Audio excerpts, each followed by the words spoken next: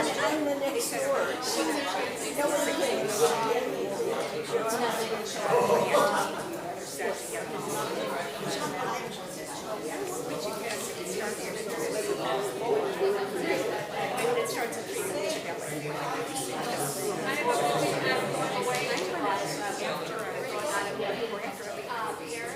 so I could ask his wife to be on the list. I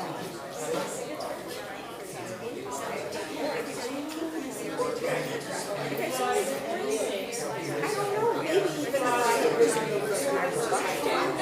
we're already.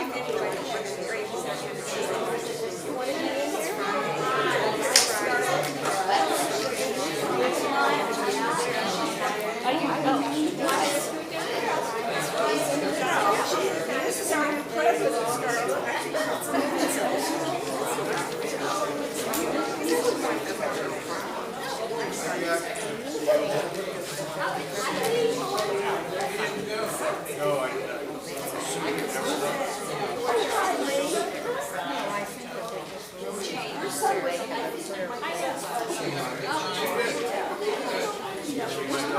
Went to Sedona. What's not to like about Sedona? Money, it's just credit cards. I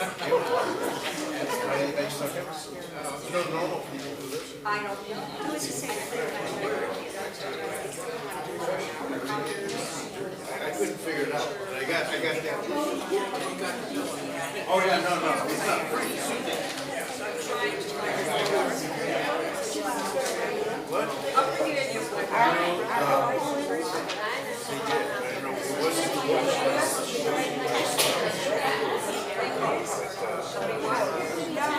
I sure was.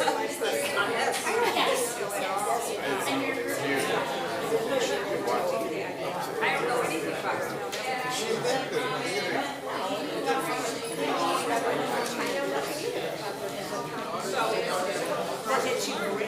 She moved to Denver about a year and a half ago, and she likes it.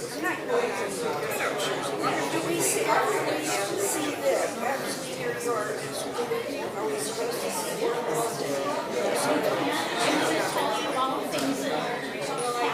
So I was glad she got out.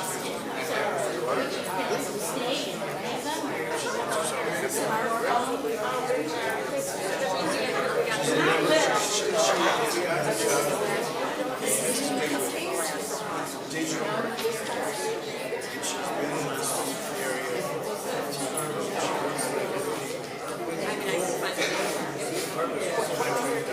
Just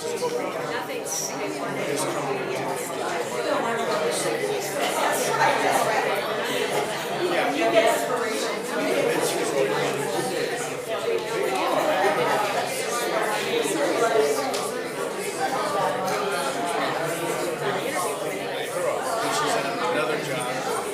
Again, all similar.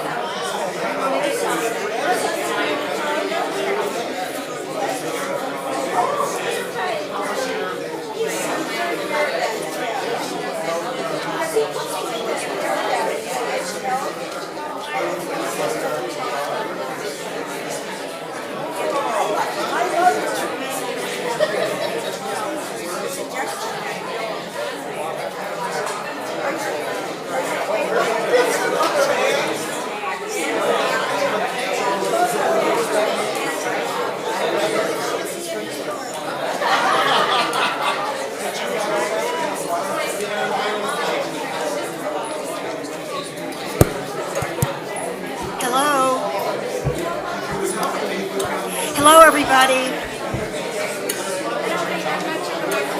Is it on? It's supposed to be.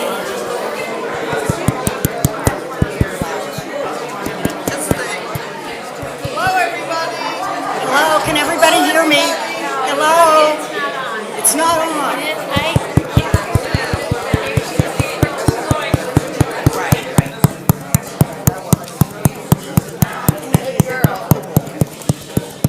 Can everybody hear me? No, yes? You might have to hold it up. How's this? Can everybody hear me? It's turned on. It's turned on. Okay. Can you hear me now? No? How about now? Okay. Good afternoon, everybody, and I'd like to thank you for being here today. For those of you who don't know me, I'm Claudia Woods, and I'm on the museum, the Temple's Museum Committee. And I am going to introduce you to Jane Rothstein, who is our librarian and archivist, and she's going to tell you about what we have in store for you. We have a really great program, and I'm so glad to see all of you here. So thank you so much.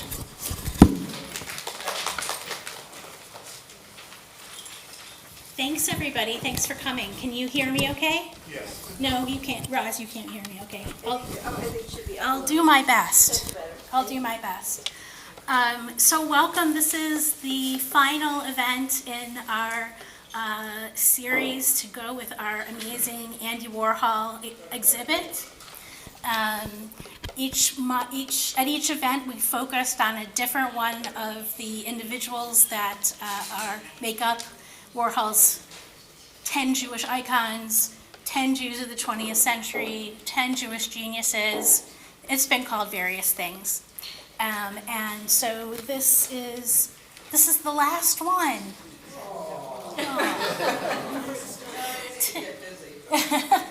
Yeah, right, okay. We'll have to have snacks on a Sunday afternoon for no reason. For no reason, yeah, that sounds good. Free snacks. And we wanted to do Gertrude Stein here in June because June is LGBT Pride Month. Yes. We do have J-Hub here, and they have some literature. Right there. There's Erin, and they have some great literature on some of their outreach activities. So, yeah, and questions will be great. So this is how we're going to roll this afternoon. I'm going to speak for hopefully no more than 15 minutes. And then we do have 3 people, brave souls, signed up to participate in our poetry open mic. If anybody else would like to, you can read something of your own. You can read something that's not of your own. If you want to read something by Gertrude Stein, I can go into the library and get you something. And we'd be happy to do that. We also have, you've seen already, we have some treats for you. Thanks to Claudia, we have a wonderful display of some of Gertrude Stein's books and books about her. We have some tables for you to hang out and talk to each other at afterwards. It has, as some of you already have in your hand, a little quiz about Gertrude Stein. Claudia's going to test you on it afterwards, so pay attention.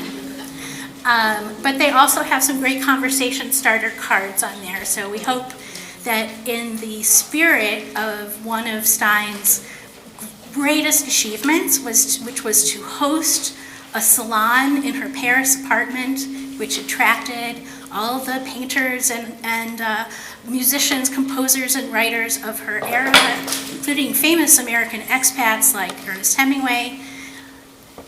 A time for conversation, a time to talk to each other about whatever you'd like to talk to each other about. And we also will have, in this corner, there's a playlist going, a YouTube playlist of short videos about Stein or ones that we found of Stein speaking. She was recorded a few times in the 1930s. So, you know, we hope you'll take advantage of all of that. And thank you so much. Welcome to all of you. Thank you. Okay, here we go. Okay, I can't hold and speak at the same time, so I'll do my best. Does that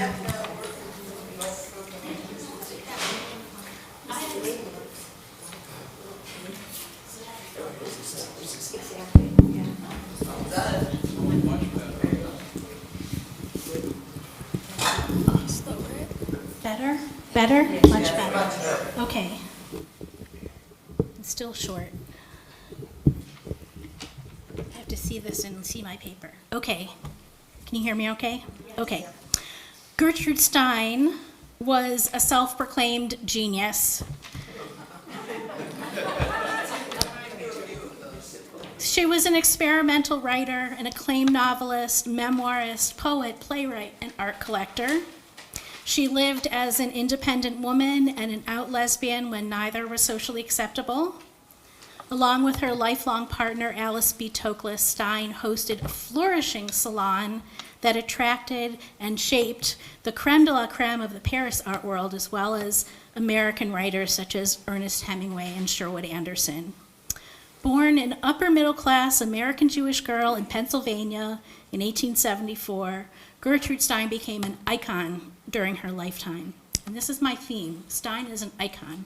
So hopefully if you need anything filled in, you'll ask me afterwards. She became an icon during her lifetime, and after her death in 1946, her reputation only grew. So by the time Andy Warhol created this series and included her portrait in 1980, she was already part of a canon of modernist writers, as well as a hero in the feminist and gay and lesbian rights movements. But by placing Stein amidst such a varied lot of Jews, Warhol, certainly unwittingly, because that was really not his concern, prompted viewers to raise the question of what it means to be a Jew in the 20th or 21st century. What did it mean to Stein, and what did it mean about Stein? The fact of Stein's Jewishness has often been stated, but generally not explored among writers and scholars of her work and her Paris circle. And in Jewish studies, Stein, as an assimilated Jew with no clear ties to a Jewish community, is either written out or is invisible. So, her early life. In 1903, Gertrude Stein joined her older brother Leo in Paris, already among the very small number of American women to define norms set for them. She had enrolled at the Harvard Annex, the precursor to Radcliffe College. One of her mentors, the pioneering psychologist William James, called Stein his most brilliant woman student. Notice the woman part in there. And encouraged her to continue her studies at the Johns Hopkins Medical School, which she did. Still, not unexpectedly, Stein faced negative attitudes and a lack of support at Johns Hopkins. She was a single woman who pursued a masculine field of study rather than marriage and motherhood.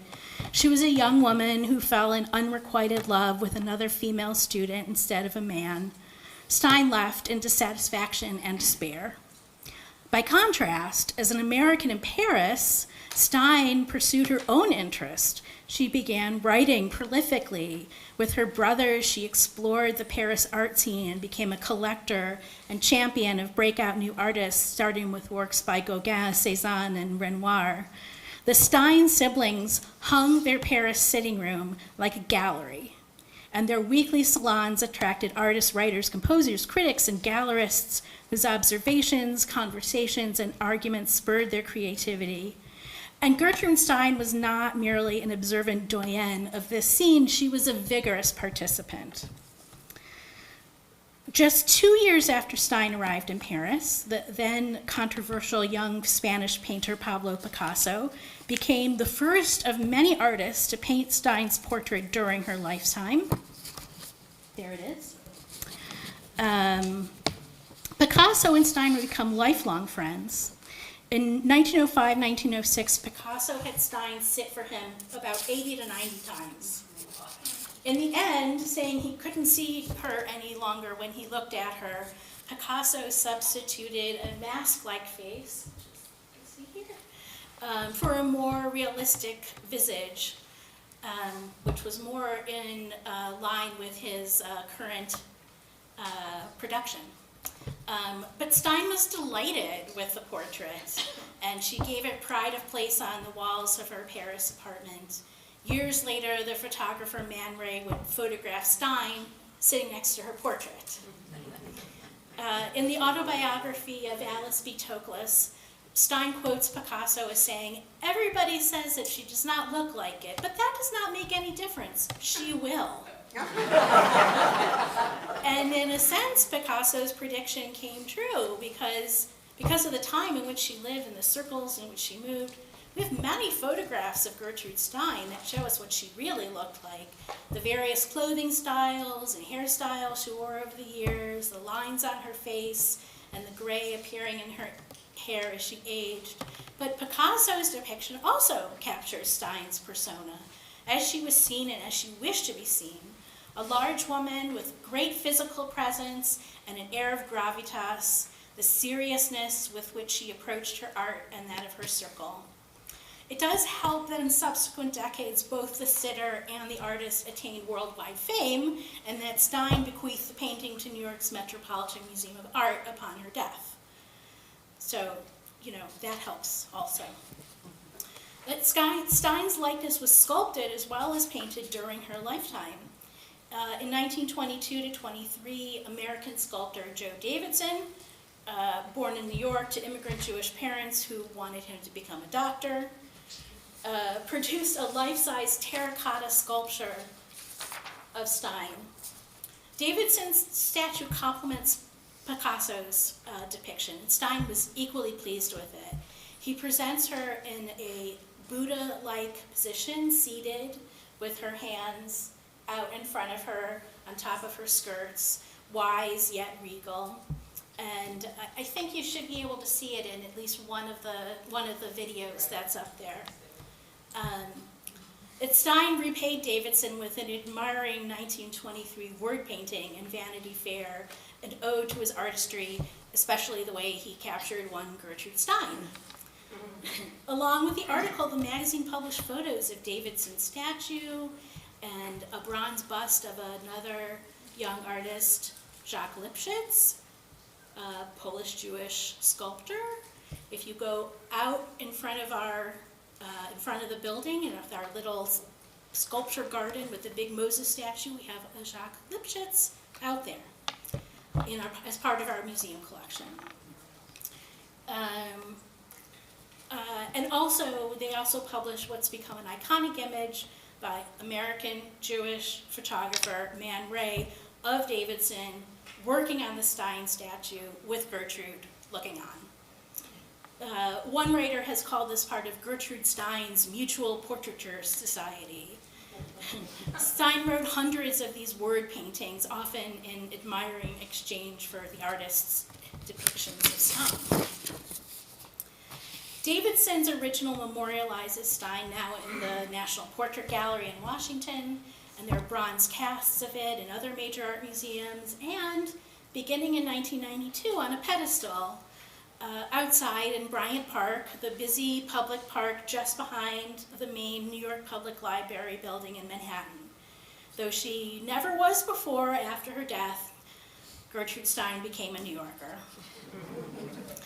A public monument to Gertrude Stein at New York City's famed 42nd Street Library was not, however, the result of the mutual admiration of Stein and her artist friends. It really wouldn't be enough. Her efforts during her lifetime and others afterward made such a monument possible. During her lifetime, Stein's ambition for recognition beyond her circle led her to become a well-known figure and widely read author. By the 1930s, Stein had a reputation as a literary innovator, but her readership was small. Longing for a wider audience, Stein took the advice of friends and wrote a memoir. The 1933 autobiography of Alice B. Toklas offers a gossipy account of Stein's life in Paris, written as though it was through the eyes of her partner and love, Alice Toklas. Some of her friends loved it, some hated it with a passion, but it became instantly popular on both sides of the Atlantic, and it made Gertrude Stein into a celebrity. So after 30 years in Paris, Stein returned to the United States for 6 months of travel and packed speaking engagements. Audiences often found her talks confusing, but as art historian Wanda Korn said, even if people couldn't follow her, she was so earnest and sincere, people loved listening to her.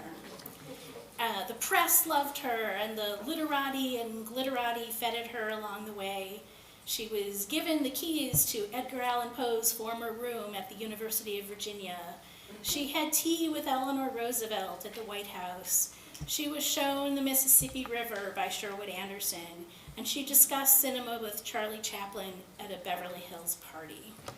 Stein made it in the US, and she would remain identifiable because of that trip long afterwards.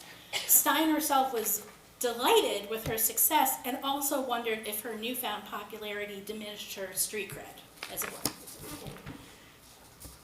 Stein became a public figure again after her death, amid post-war efforts to uncover those aspects of history that had been covered up, set aside, or not so discreetly swept under the rug by mainstream, male heterosexual historians and other keepers of public memory. Activists in the women's movement and gay and lesbian rights movements of the 1960s and 1970s, generally too young to have seen her speak, who didn't yet know much about Paris salons or experimental literature, admired Stein's determination to live as she chose. Her rejection of prescribed womanhood and sexuality appealed strongly to women and LGBTQ people who worked to resist similar constraints in their own lives. Her independence made her an historical figure to be studied and admired. Gertrude Stein met Alice Toklas, another upper-middle-class American Jewish woman, in 1907 on Alice's first day in Paris while visiting the nearby home of Gertrude's brother Michael and his family, and it was basically love at first sight. They began traveling together later that year, and Alice moved in with Gertrude in 1910, beginning a life together without any apparent fanfare. They became lifelong companions. In the radicalness of their lives, they nonetheless lived like a conventional married heterosexual couple. To paraphrase Stein speaking as Toklas in the autobiography, Gertrude was the genius and Alice sat with the wives, and they liked it that way. Activists and scholars included Stein in efforts to claim or reclaim a historical lineage that linked her to feminists and LGBTQ people struggling for lives unconstrained by political, cultural, and social limitations based on their gender or sexuality. So Stein is included in the landmark 1971 publication of Notable American Women. The first gay democratic club founded in San Francisco in 1971 called itself the Alice B. Toklas Democratic Club. Not to be outdone, in 1976, Washington, D.C.'s Gay Democratic Club named itself the Gertrude Stein Democratic Club. In 1975, LGBT activists in New Orleans founded a Gertrude Stein Society, out of which developed that community's infrastructure. In Pittsburgh, the Gertrude Stein Political Club continues to offer candidate information on LGBTQ issues.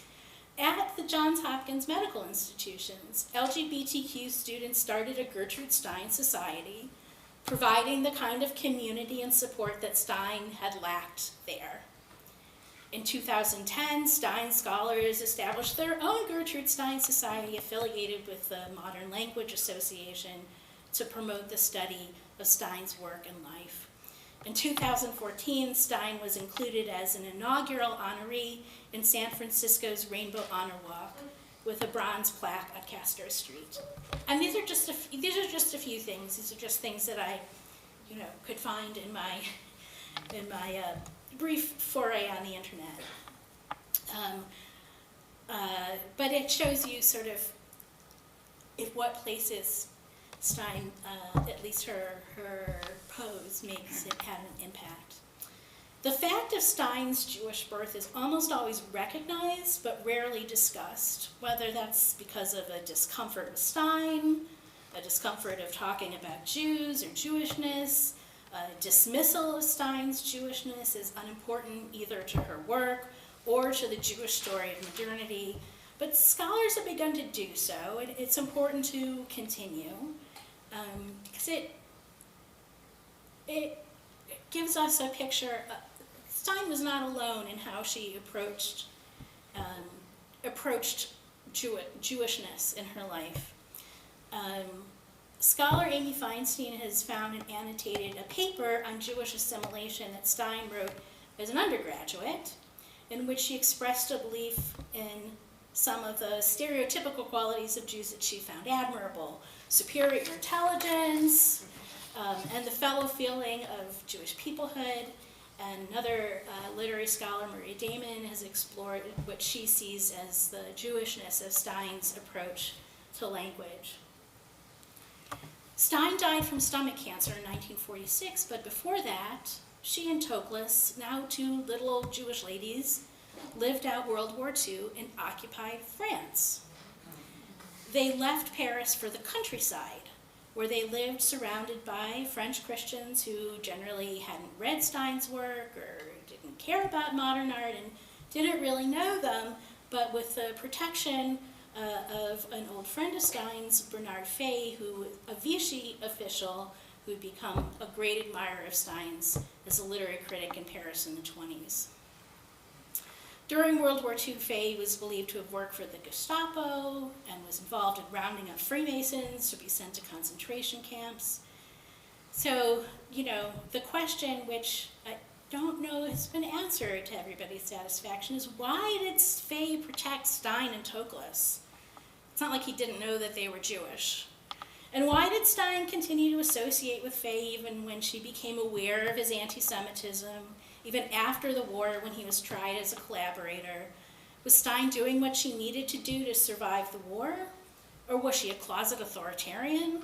When she said that Hitler should receive a Nobel Peace Prize, was it satire or was she serious? I think it was satire. Scholars were focusing on these questions when two major exhibitions centering on Stein's life and the Stein siblings' art collecting opened in 2011.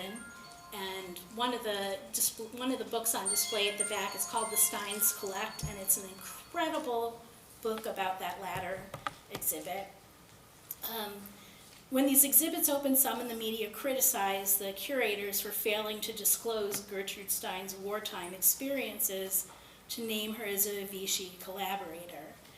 So, of course, this provokes a lot of difficulty for us as we consider Stein.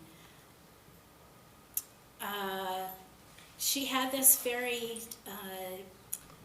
liminal relationship to her Jewishness, which she was not alone in doing. There were many other assimilated Jews in the early 20th century who maybe belonged to a synagogue, didn't really observe anything, but sort of felt like they were still part of the Jewish people. There actually is a scholar who's done some work looking at Stein and Zionism.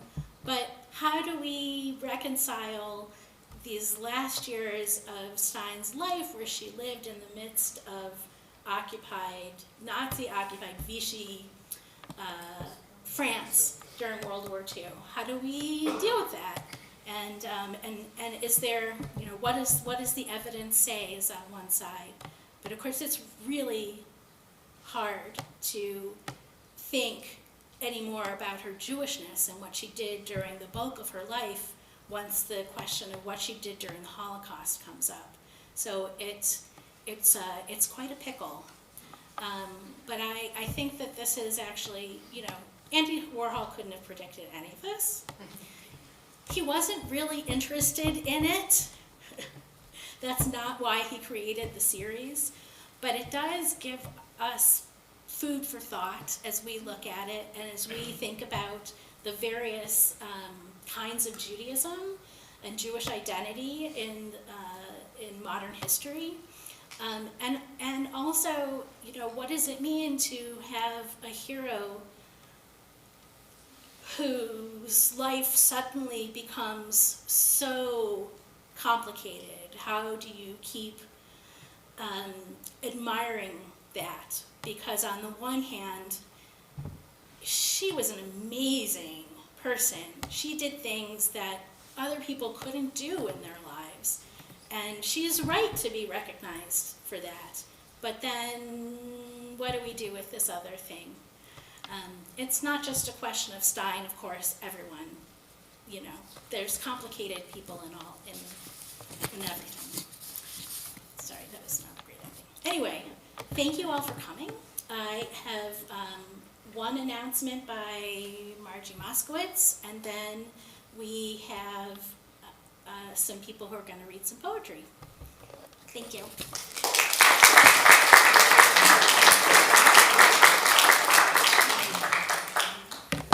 Jane, thank you for such a rich talk, wonderful talk, so memorable, as Gertrude is. I'm personally glad Andy Warhol chose her.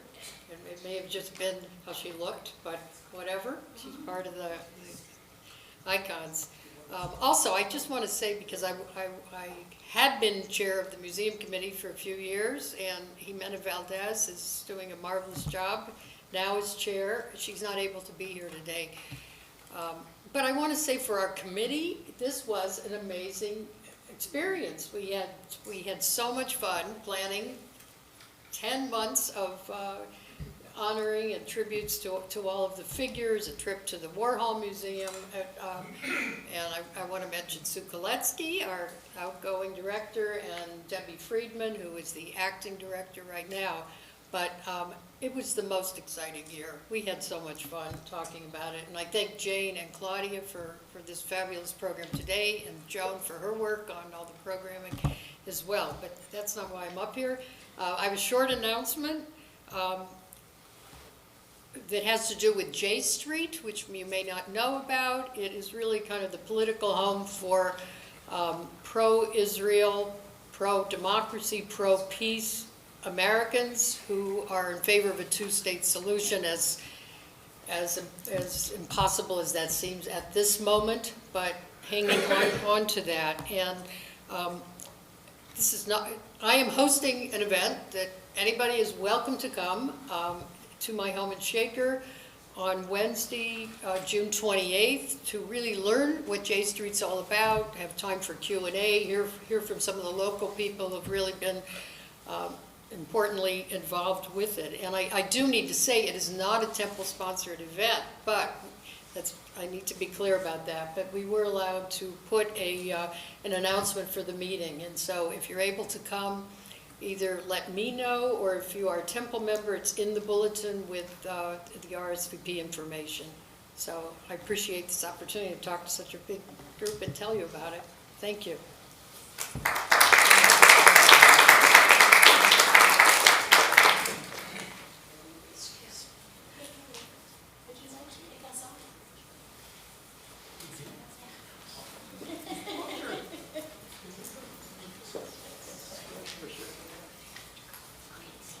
Schnall.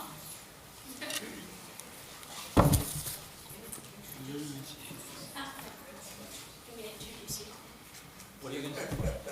This is Adrian Schnall.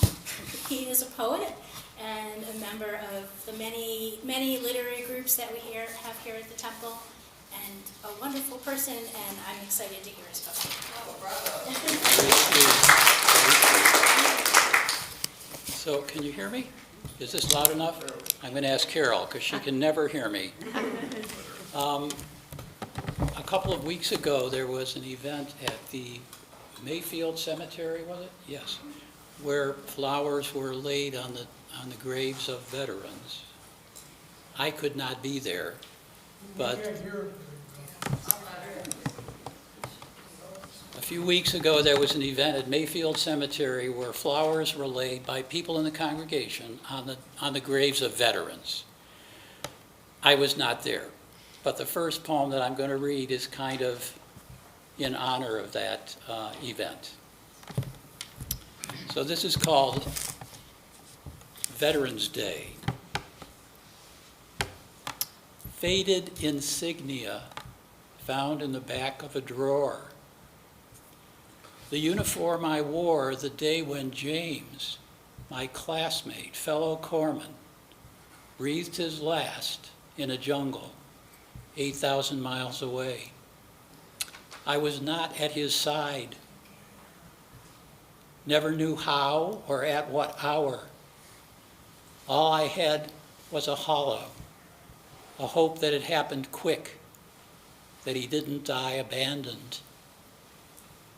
Did his widow ask? Would any answer have made the gash less deep? Blind luck. Some chicken colonel found reason to call up the 184th. A different flick of his wrist, the pin on his board would have been the 183rd. The me I was then would have saluted. To be young is to be stupid. And the widow would have been mine. I didn't see the wall till 20 years later. 58,000 chiseled names. My eyes stuck on a woman's fingers, lingering, tracing letters left to right, spelling out a life. On the news today, a soldier was interviewed next to the wall. "At least these guys didn't die for nothing," he said. And I wondered how "for nothing" is spelled in Pashto, in Arabic, in Vietnamese, in French, German, Russian, Japanese. How they said it long ago in Troy, in Greece.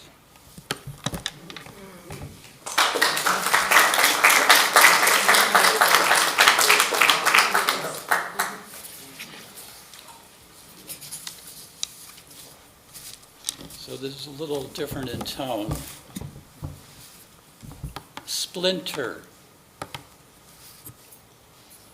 "Do what you need to," I said, as though this was extracting an arrowhead buried in flesh and not a sliver of wood in a pinky. She, my office mate, colleague, friend, but not, it occurred to me as she started to probe, a surgeon. Probably hadn't fingered a forceps for years. What I warn my patients against every day: not wise to compromise with convenience. I had no fear of pain. A dozen tours in the OR, years of drawing blood, we learned to distance, numb ourselves. Numb ourselves, that is, to the pain of another. My pinky should have taken itself to urgent care. Maybe there was hurt, but I never noticed. All I recall is a flood of sweetness, a drowsy warmth, as when the world is about to go dark. Sometimes as we're falling, we hear a voice calling in the distance. "Oh shit, going vagal," this one said. It sounded like mine. Okay, one more.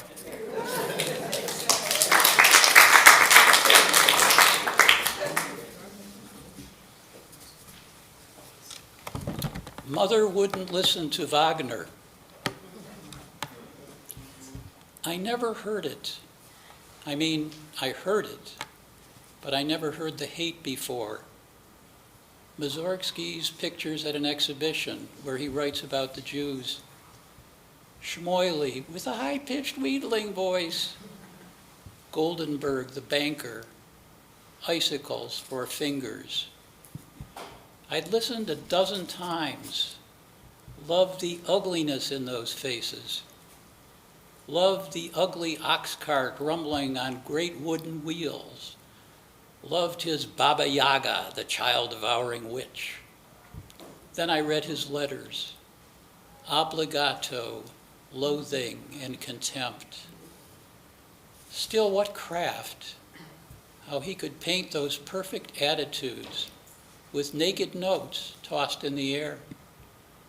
How he could make them breathe and speak with nothing but pitch and key and beat. I'll listen to pictures again. Mother would not approve. She'd stiffen at the mention of Wagner's name. No Lohengrin in her house. She'd look as though about to spit. He called us animals. He should burn in hell. For me, he doesn't exist. I cannot find it in myself to carry the burden of spite that far. Would I feel different if, like her, I'd heard my father's first-hand memories of cousins and Polish schoolyard friends slaughtered in village massacres? If I'd heard the radio in '45 blaring out horrors of Auschwitz and Buchenwald, and like her wept at the thought that that's why Uncle Paul did not write back? Whenever I listen to Lohengrin, I see that look in Mother's eye and wonder if somewhere she's looking down, thinking I've betrayed our blood. Then I listen a little longer to the glowing harmonies and feel a flood of sadness for all the eyes blinded by hate. And I wonder what it takes to wring out a drop of forgiveness. Thank you for listening.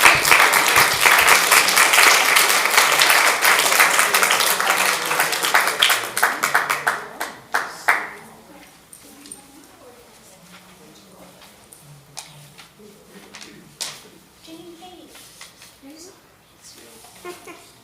You're not going to make me read after Adrian. It was beautiful.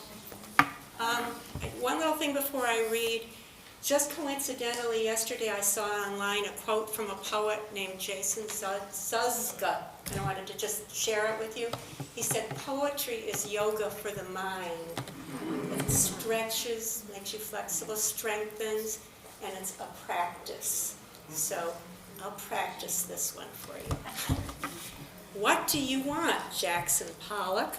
isn't the title of this poem, even though it wants to run on and on as though it longed to be long, as if it dripped drops of blank ink, smudge words down and through this page, slops of purple flung and flying through crisscross white space, interfering, hardly hearing, alizarin and cinnabar, onyx, fuchsia, vermilion, not the city, aquamarine, mauve and taupe, random roads and run-on statements, layers of meaning, mannered, unruly, ochre, cobalt, umber, cadmium, and burnt sienna, again, not the city, drops and sticks and rivulets, playful, textured, hidden, bold. And if it's not the title, where can it exist and take on space? No questions answered, no naming names, spinning off the edge, the ledge, entitled, and if that's not the title, is this a poem without a head? So,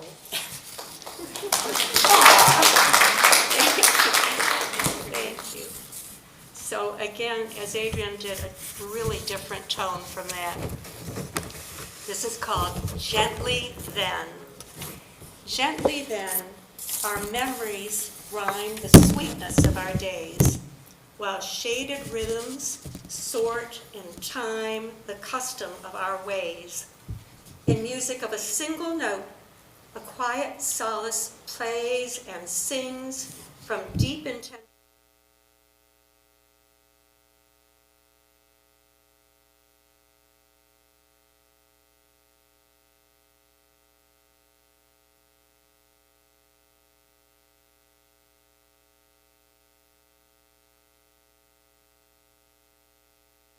Favorite phrase, for peace and love rise high, apart, and storied kindness stays.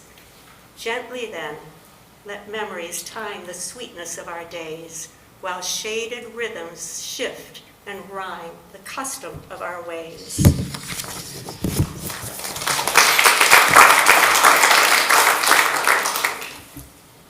And one more. 16. I wanted you to call my name in the dark when the lights went out and I stood drying dishes in the kitchen with your friends.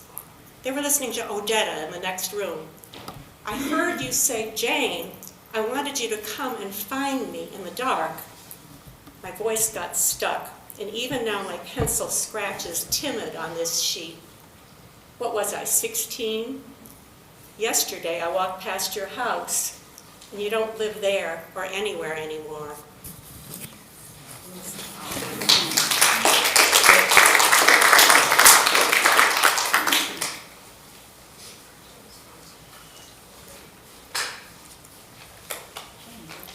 Thanks, Jane. Always nice to meet another Jane. I'm going to bring up Greg Levine, who has some things to share. So hello, my name is Greg Levine. Can you guys hear me okay? Good.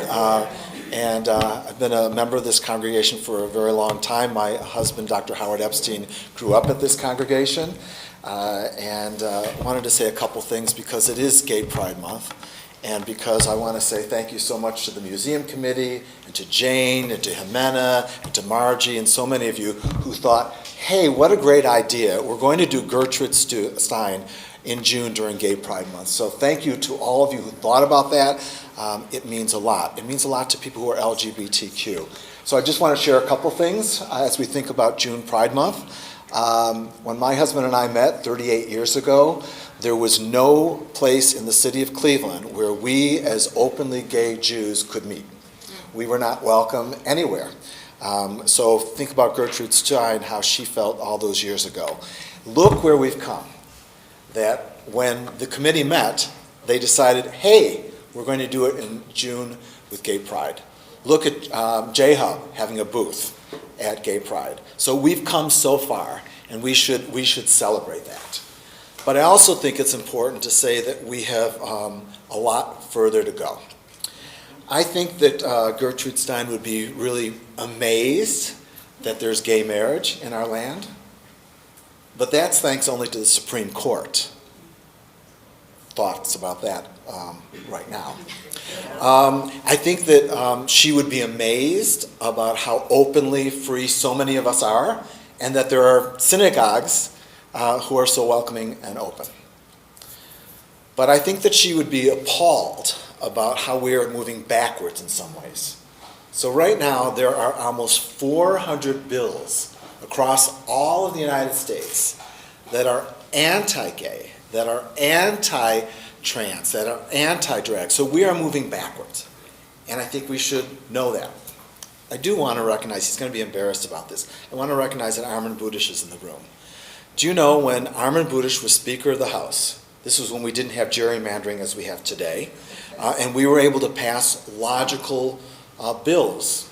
He supported, and we got through the House, a non-discrimination bill that you couldn't discriminate against gay people or lesbian people or bisexual or transgender people in the workplace, in housing, and kudos to you. Applause for you. But it didn't pass because of the Senate. We have work to do.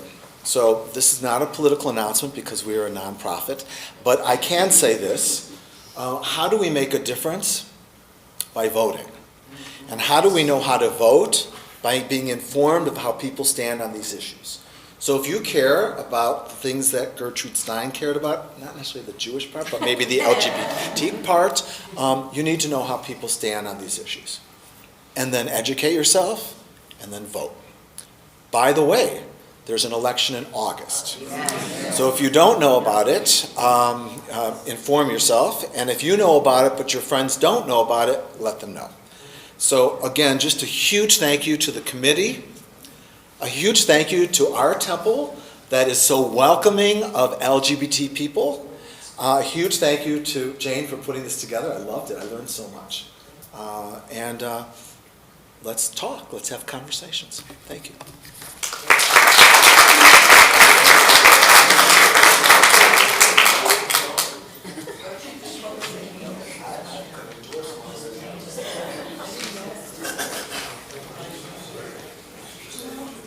Thanks, everybody. I think Scarlett decided not to read. We can't hear. So thank you for coming, everybody. We had one teen who I think decided that, I don't think she wants to read today. That's okay.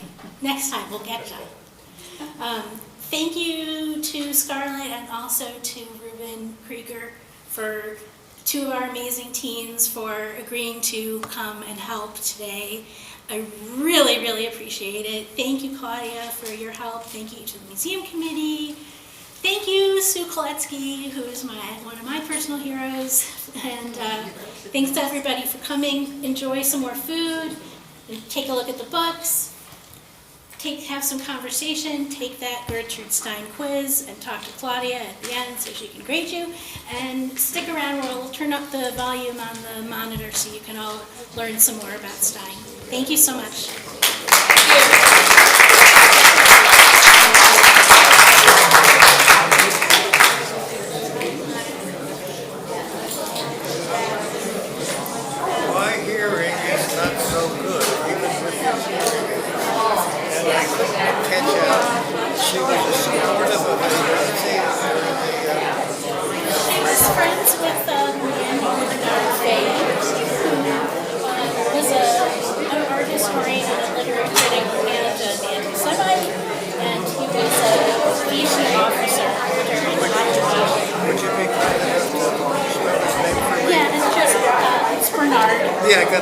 It's just Fay, F-A-Y. I got to put the Bernard in there. S. Oh, F. A-Y. Yep, that's it. That's it, Bernard Fay. Yeah. French guy. I'm going to be giving a talk in about 11 months, which is going to include stuff about Gertrude Stein.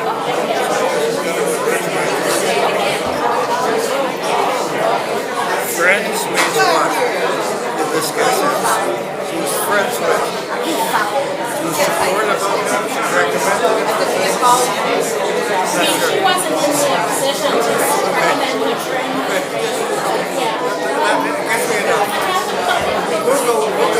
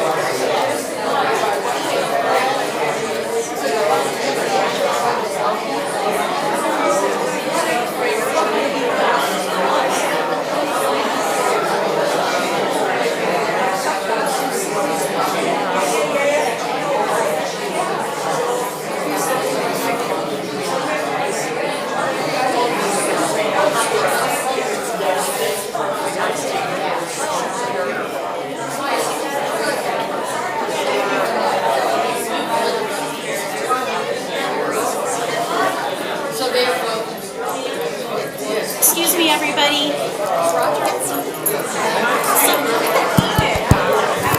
Excuse me, everyone. Someone seems to have left their car keys behind. Somebody will come back, I'm sure. So if you were that somebody, I have them.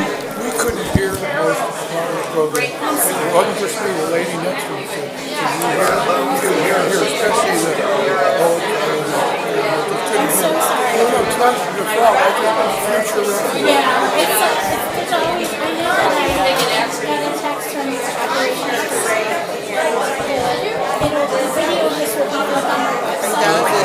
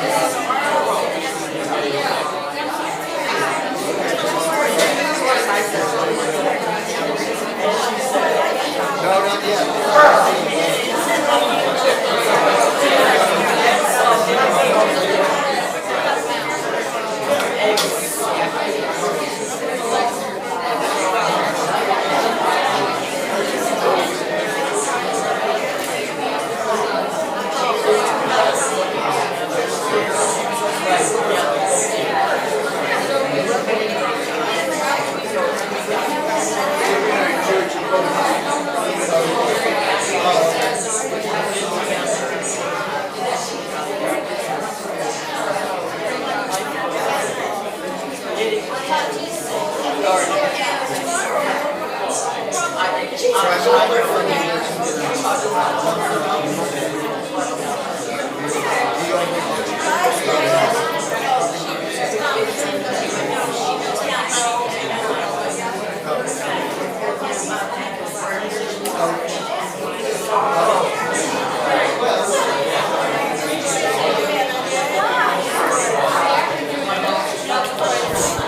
This was fantastic, wasn't it? Fantastic program.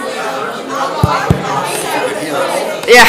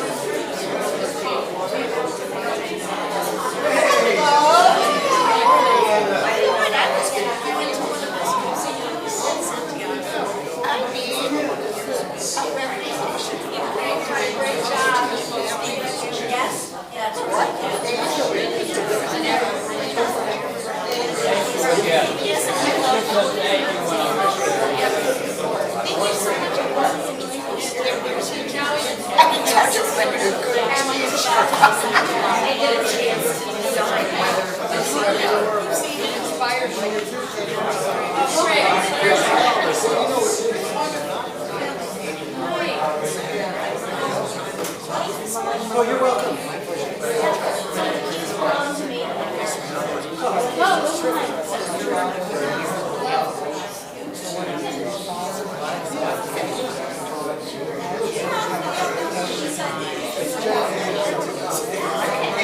My pleasure. How are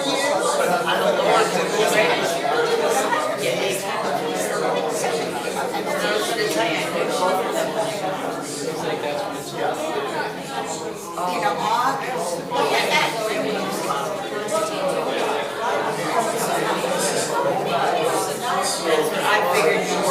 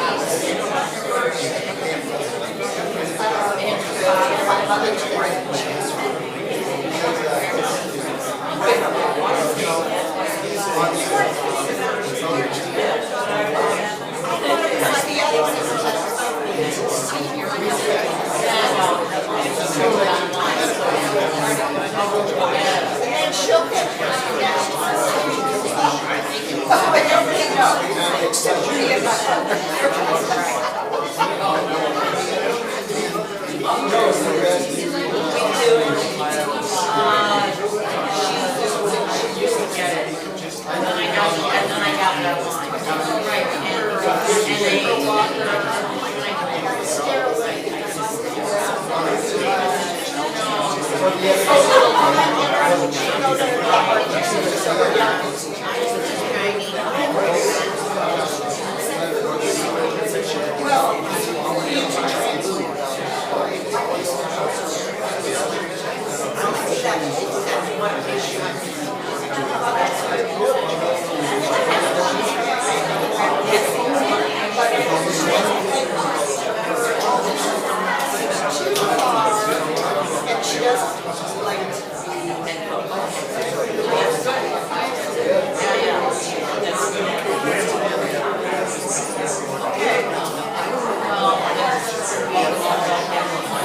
Maybe it was because he got above the microphone.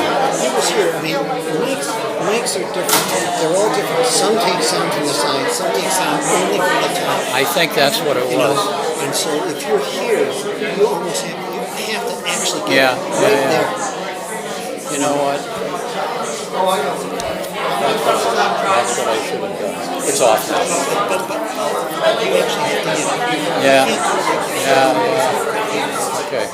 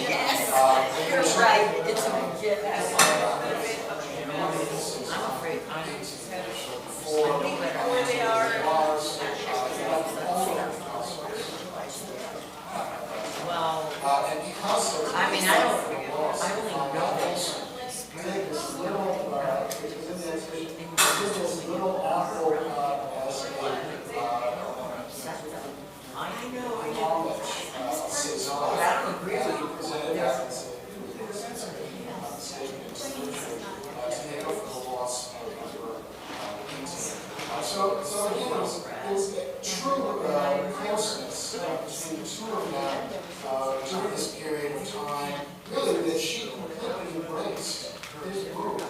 He wrote expression. One aspect of their relationship quickly that he was very open about, and that Leo, the brother, was not at all decided about was Stein's openness about the rest of the family. In 1907, Gertrude Stein had visiting women from San Francisco named Alice Temple-Tifereth, and they fell in love, and Alice moved into Gertrude's household, which was Leo. So the name was triangle, and Leo was not very happy. So he really liked Miss Temple-Tifereth. Who was officially Stein's secretary, so that was the name she had actually in their joint lives. But Costello was fine with it, and Costello actually loved sort of dynamic between Gertrude and Alice, and he also always looked at Miss Stein and Miss Focus. And Gertrude one day showed up at Costle's house, and we have this very nice little drawing on the right that Costello did, actually it's a collage that Costello did called Dice, Pack of Cigarettes, and Visiting Card. And you can see everyone on the right there, the visiting card, and Miss Stein, and Miss Focus, and it's all rather scandalous to have a visiting card with the name of two unmarried ladies on it. If they had a regular On job, or they were interested interested in card has been sort of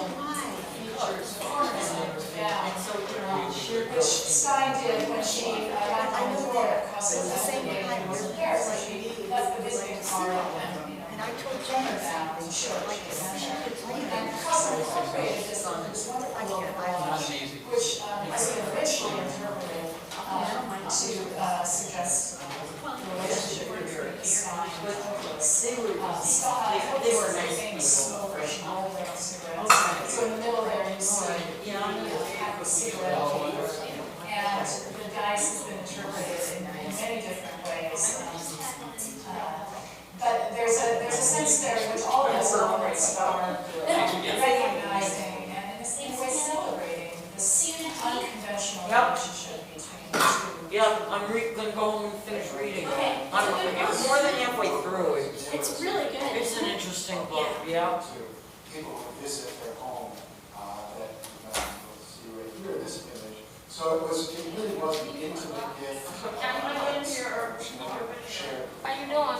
Very closely shared between Alice and Gertrude. So here you see just quickly the household of Gertrude and Alice after Leo disappeared, taking with him the Renoir and Cezanne and some of the Matisse, but leaving some of these wonderful Picassos on the wall. And this is a famous photograph by the American photographer Man Ray. Another very important work here you'll see is the early acquisition of Madame Cezanne that later on Gertrude talks about how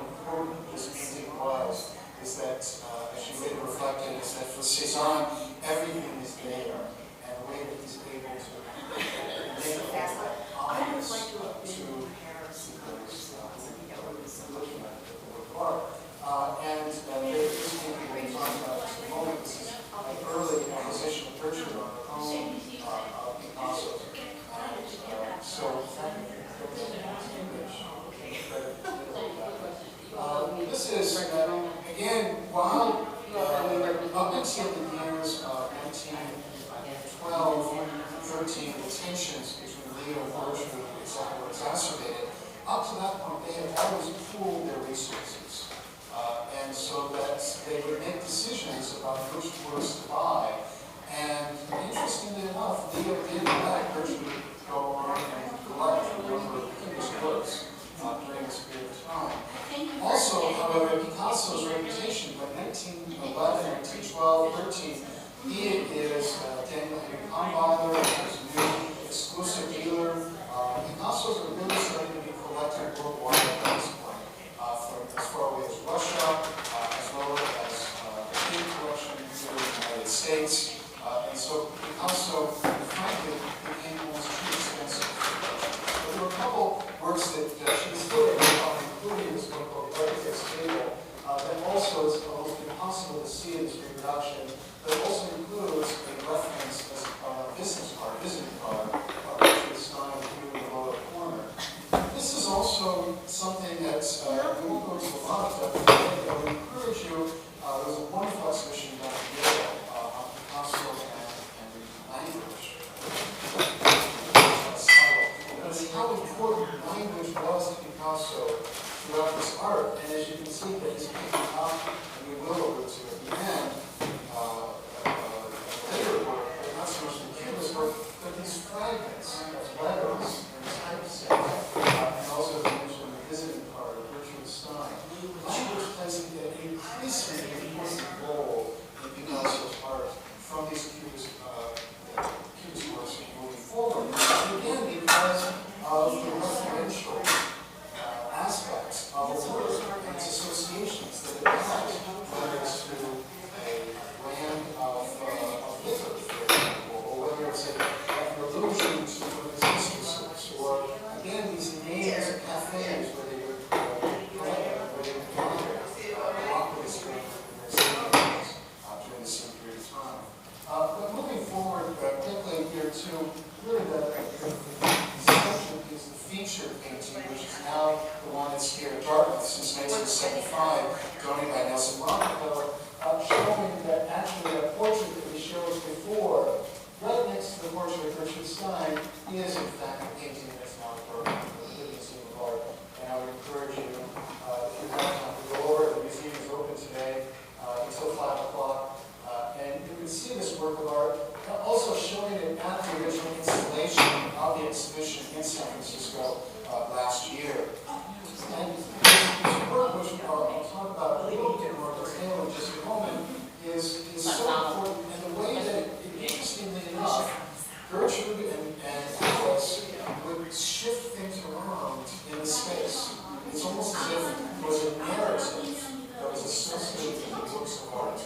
But often in our painting, is juxtaposed with the portrait. And so this moment that I talked about before of with the portrait itself showing this transition